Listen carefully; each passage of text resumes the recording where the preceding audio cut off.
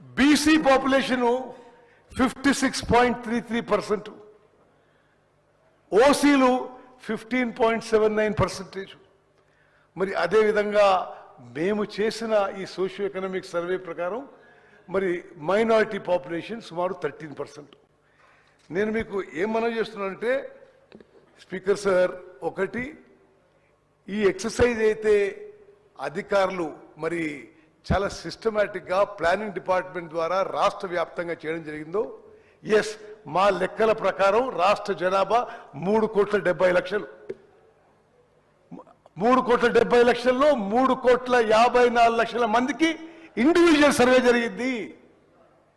మేము వచ్చిన లెక్క ఫిజికల్గా లెక్క ఎంత వచ్చిందంటే 4,20,00,000 ఉండాలి, 5 కోట్లు ఉండాలంటే దానికి ఎవరేం చేయాలి?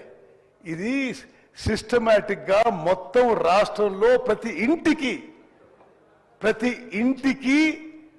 మార్కింగ్ జరిగి, లిస్టింగ్ జరిగి, ఎన్యూమినేటర్స్ మార్క్ అయ్యి, ట్రైనింగ్ అయ్యి, ఇంటింటికి పోయి సర్వే.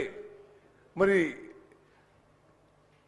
ప్రతిపక్ష శాసనసభ్యులు మనం చేస్తున్న సెన్సస్లో కూడా బహుశా ఇంత సిస్టమేటిక్ జరగకపోయిండొచ్చు. ఈ ఫిగర్స్లో దయచేసి మీరు అనుమానాలు అపోహలు కలిగించొద్దు.